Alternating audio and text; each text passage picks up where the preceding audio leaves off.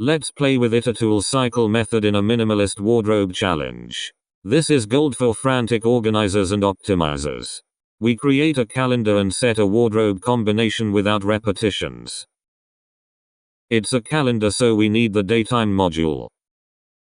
To cycle through our wardrobe, we import the cycle method from itertools. Cycle creates an infinite iterator and allows us to rotate wardrobe items. Let's start with settings for the calendar. The calendar will be a dictionary with dates as keys and wardrobe combinations as values. A day to start the challenge would be nice. In a loop we will add days to the calendar, so we need a current day to increase. After the calendar we set up our wardrobe. What's in your wardrobe? Create a list for each category. My first category is shirts with 7 band t-shirts. Second category is pants. You can't see it here, but I do wear pants. My third style element is shoes. We will cycle through each category. But wait, changing pants every day isn't really necessary. We will set a number of days to wear each pair of pants and then put them in the laundry. Choose whatever you and your environment feel comfortable with. We need to keep track of how many days in a row a pair of pants is worn with a counter. With this we will have a current pair of pants. Let's see how long this minimalist wardrobe will get us without any repeated outfit and start a while loop.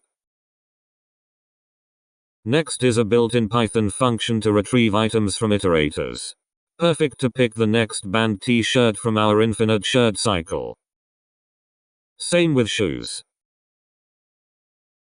For pants we already have set a current pair. As long as this pair has not reached its last socially acceptable day, we'll stick to it and increase the counter by 1. If the current pair of pants is due for laundry, we reset the counter to 1 and set current pants to the next pair of pants in the cycle. Now we have a combination. We said no repetition, so if this combination is already in the wardrobe calendar we exit the while loop. If the combination is unique we add date and combination to the calendar. Current date is a datetime object. As long as you don't switch outfits with every meal we do not need time. This unpronounceable string time formats the date to year, month and day. Then we increase current date. We can't just add 1 since current date is not a number, it's a datetime object, so we add a time delta of 1. Done.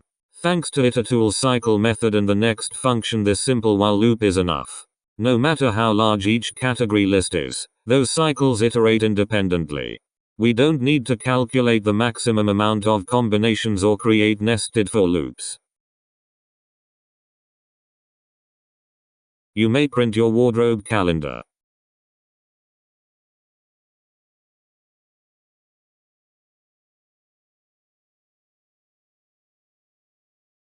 Looking good and different every day for 4 weeks with a minimal wardrobe.